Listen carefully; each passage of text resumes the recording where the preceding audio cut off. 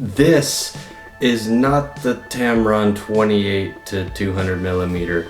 I would be holding that in my left hand right now, but I'm actually using it to record this video on my A7R IV.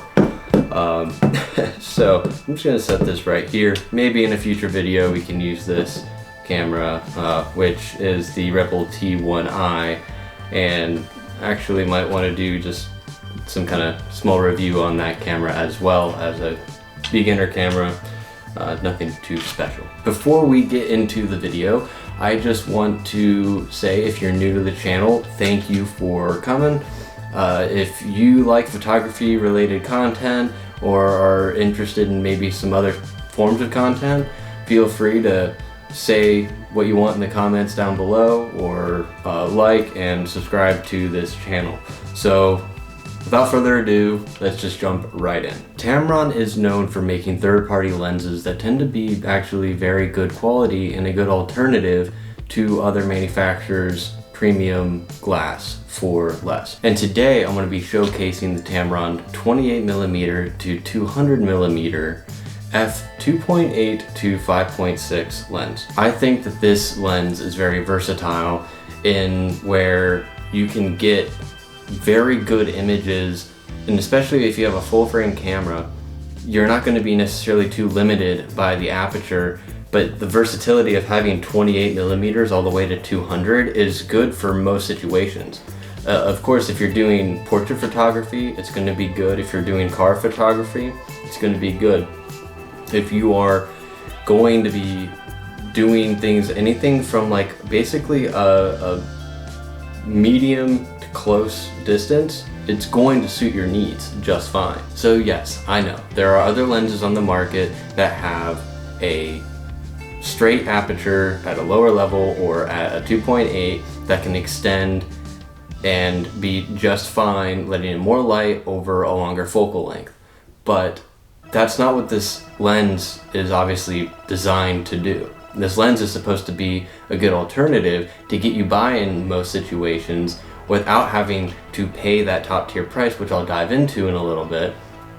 And you still have the versatility of that range, even though the aperture isn't as low as in other camera manufacturers.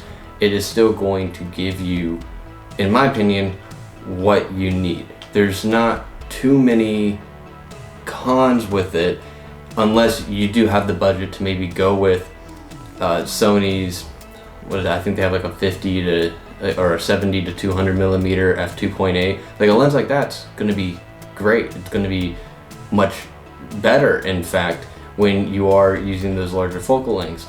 But this camera gives you the advantage of having that closer focal length, or that smaller focal length, to capture images a lot more up close. And then if you're walking, you see something that's a little bit further away, you can zoom right up into it and take a photo. Performance wise, it is going to actually do a pretty good job. I have had almost zero issues with focusing and it being able to quickly acquire whatever subject I have in front of me, and it's been able to do so and keep up with the right speed. And it hasn't really suffered from too many low light situations. Granted, it also depends on what kind of camera body you are pairing it with. I am pairing it with a full frame sensor, so I'm going to be able to utilize the lower aperture a little bit more than what someone would be if they're using a crop sensor. So now I'm going to move on to build quality.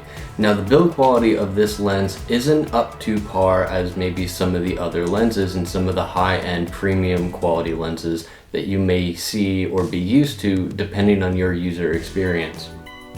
The body of the lens is made out of some kind of composite, but it feels really stiff, really firm, and it's solid when it locks onto the camera. Something like this Sigma 150 to 200mm telephoto lens, the way the Sigma lens fits onto the camera does not feel as snug as what it does when you click it into place with the Tamron lens. And that's one thing that I really like about the lens. It fits like a glove. The one thing here I do notice is that the manual focus dial on the lens does not feel as buttery smooth as, say, this Sigma lens. It has like a feel to it. It's not like buttery smooth, but it's not bad. It's not something where I think it's cheap. It's just, it's not flawless. It's not the best.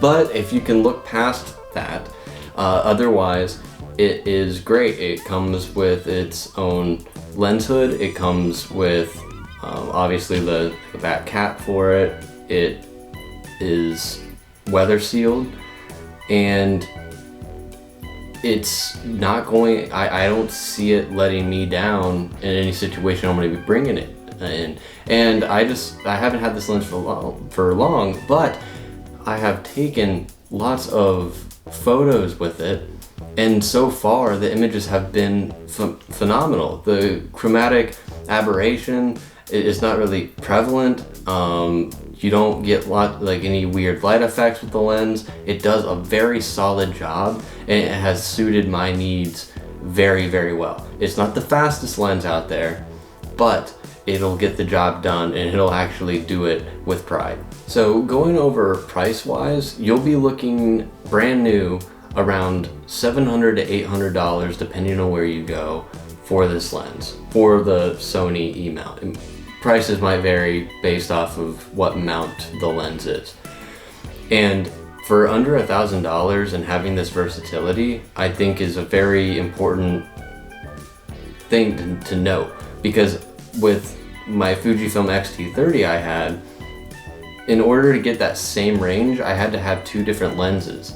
One of them, I forget what the exact focal length was on it, but it was not as versatile as up close to medium to actually kind of quite far up to that 200mm focal length. I had to have two different lenses to accomplish the same job that this lens can accomplish all on its own. And that's where I think the price of this really stands out, because instead of having to reach into your camera bag and get another lens out or anything, you can just be walking around taking photos up close. You see something further away, oh, I can grab that very quick. You just zoom it out, take a photo, very nice. It's very convenient, and no, it's not as fast as, like I've said before, it's not as fast as of a lens as what some of the other manufacturers are. But that's the pros and cons of carrying around multiple lenses, or if you want a well-rounded lens like this lens to actually get the job done. And no, I'm not sponsored or anything by Tamron. I just really appreciate this lens and its versatility, and it suits my needs very well, where I've been able to get very good night shots of using this lens, of the stars, of the moon, and they've turned out great. So in low light situations, it's been good.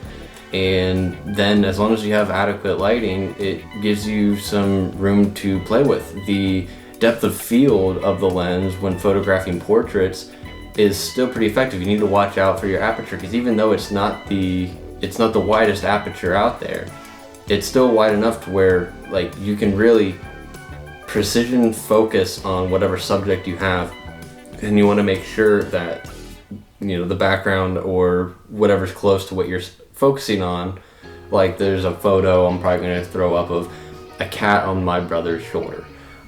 Cat's in focus, but his face that's behind the cat is not necessarily crispy, clear, sharp, what have you.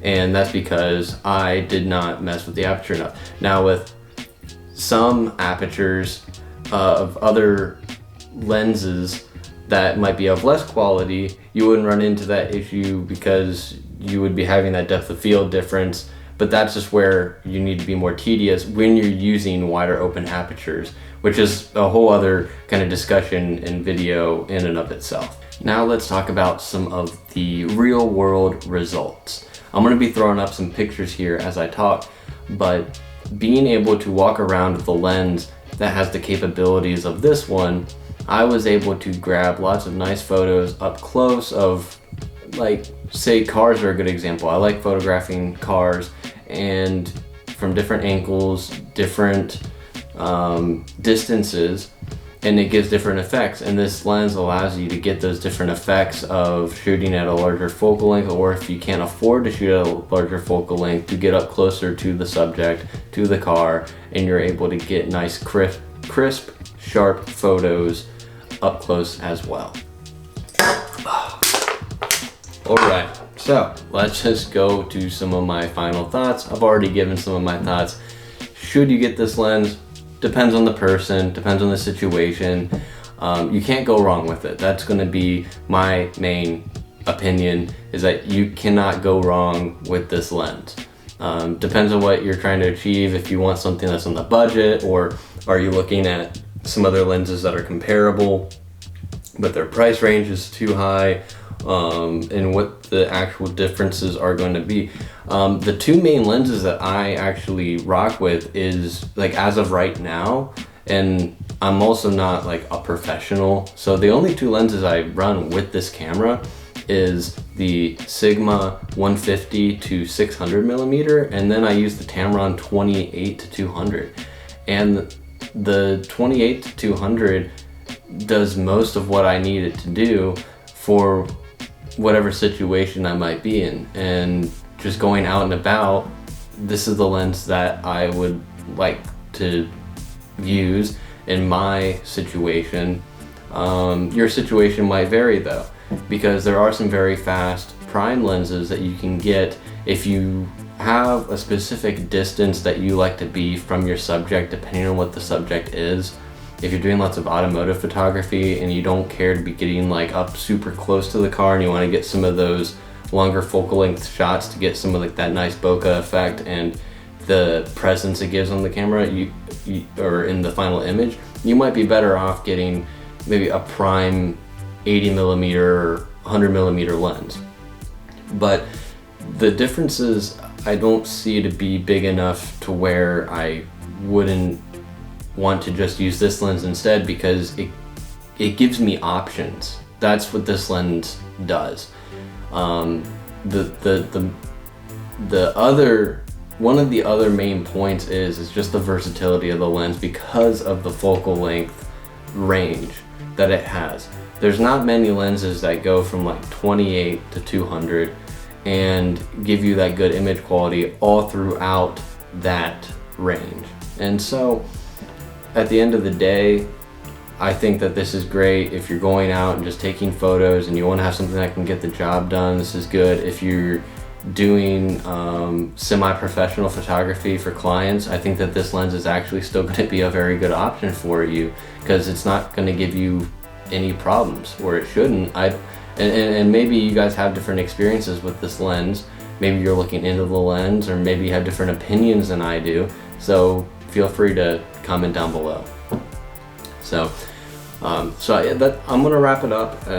Just more of a shorter style video I wanted to make today on this lens. I said I was going to do it, and so here I am fulfilling that, and I hope it helps you make a better decision on whether or not you want to go with a lens like this, or something more expensive, or something cheaper.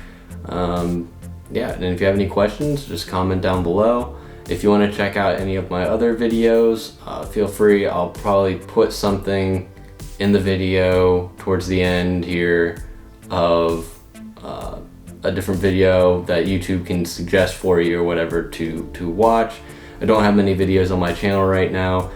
Small channel, but I'm trying to kind of get into the groove a little bit, and with your guys' help, I can maybe reach more of an audience and be able to continue making content that is suitable for the average viewer. And then I'm also open to doing other kinds of content as well. So if you have any suggestions of what you want to see, whether it's car related, or you want to see more photography stuff or comparisons, I can make that work. And so just, yeah, feedback is appreciated. I like the Discord.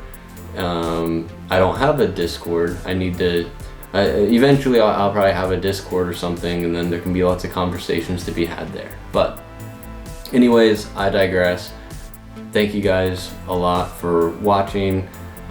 Please subscribe if you're interested in hearing any more content related to photography, at least in the here and now. And then again, like I said, maybe branching off into other things. So you guys have a good rest of your day, good rest of your week, good rest of your month. I'll catch you guys later.